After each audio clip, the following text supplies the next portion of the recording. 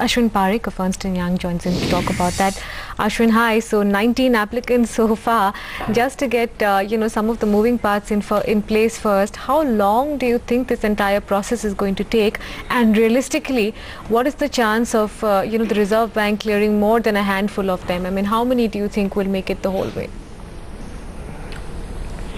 Well, I must say that after the February guidelines, and particularly after the June 3 clarifications on the queries that people raised, it is becoming increasingly evident that the number of applications which we thought would be in the region of about 100 or 150, that's come down. I mean, you cannot be expecting more than 35, 40, at the most 45 applications to begin with by the end of today.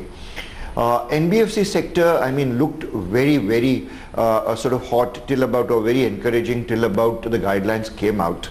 2 or 3 issues raised by the guidelines have reduced, in fact, the excitement around the NBFC sector. Structure is, of course, a smaller, but more importantly, the conversion is a major factor. Answering your question, I can't see, I mean, after the guidelines and after the clarifications, I can't see more than 3 to 4 or 5 successful candidates at the end of this process. The process might take another 6 months to complete, How painful do you think that process of winding up large and performing NBFC businesses is going to be for some of these companies, Ashwin, as they make the transition into a bank? I mean, how onerous a task do you think that is for them? It is substantially onerous. It is substantially onerous on account of mainly the fact that there are 2 parts to the pain. First is the duration part. That is, how much are you really in a position to take your portfolio, the NBFC profit-making portfolio, into the bank, over the period of time which the RBI is now, I mean, the guidelines are now requiring. So that's one part of the pain. The second part of the pain, which is the real pain, is that if you're required to meet with the CRR, SLR and PSL may not be as harsh on NBFCs. I'm not talking of infrastructure NBFCs for the time being. I'm talking of the other NBFCs who have retail segments and who have also been serving MSMEs. I mean, for them it may not be very painful, but CRR, SLR will be. In which case, let's say the amount of deposits they may be able to garner in a period of about 3 to 4 years may not be adequate, to really bring in that portfolio and relieve the other liability which they may have picked up at a higher cost. So the whole argument of NBFCs getting into banking, which was low cost deposits, the CASA deposits, that actually gets completely nullified on account of the fact that that conversion has to happen within 2 years, 6 months of the process and 18 months after the in-principle approval is received. So it does become very, very painful. The expense perhaps for very successful, I mean, any NBFC who's above 30,000 crores is going to find it extremely expensive to convert it into a banking company, I should maintain, Let's talk about a few faces that seem to be in pole position for getting that license to Ashwin. Faces like L&T Finance Holdings, like IDFC that finally did bite the bullet and actually apply for a license. Do they at this point meet most of the fit and proper guidelines that have been set out by the Reserve Bank? Yes, see, fit and proper, I mean, what is that is a matter of evaluation. I mean, and regulators' evaluation. It's nobody else's prerogative. The regulator has to decide. My submission is very simple. If the regulator wants stable, I mean, a financially stable as well as a viable financial service, I mean, a banking sector, I mean, that's on one side of the story. The second is if it gradually wants to reduce the NBFC play in the sector, then in that case, all the names that you mentioned are extremely respectful, from the name of, in terms of governance, in terms of their experience, in terms of even the way they have managed their operations in a very frugal manner, in a very cost-effective manner.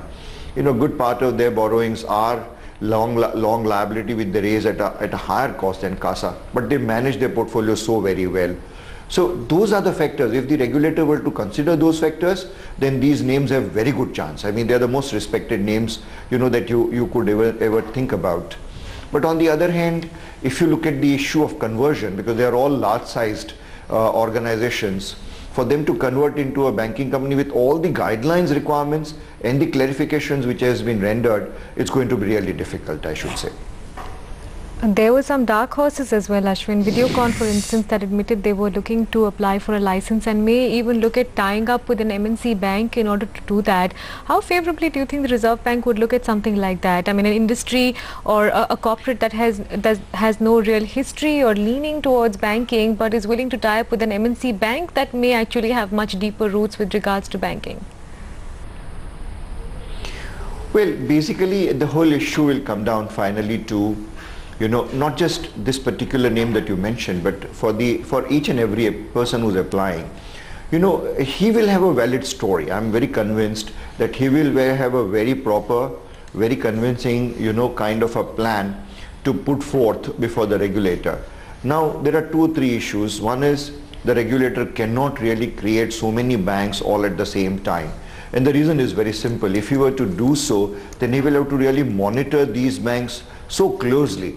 I mean, any new bank, I mean, the history says, not just in India, but anywhere else, till it is really performing for the first 6, 7, 8 years, it can be susceptible to, it can be prone to any kind of economic cycle, any kind of 1 or 2 bad accounts or a few bad accounts coming up all at the same time.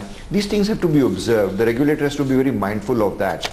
I mean, you cannot really you have to protect deposit holders' interest. In such a situation, if the number of, licenses will be 4 or 5, then these many applications may not go through actually.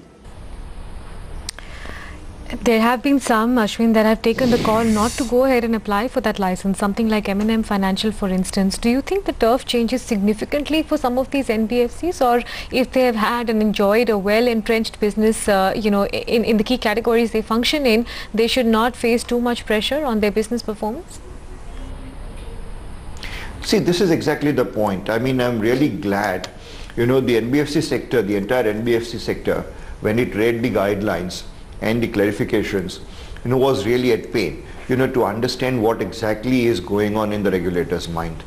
M&A perhaps took a very bold step. The board took a very bold approach, recognized that there was far too much of a pain to be taken, expenses to be incurred to make it a bank, compared to the benefit that it would receive, as a bank. So, I mean, perhaps the kind of portfolio they had, the kind of, let's say, approach that they have to the NBFC may have really resulted in that.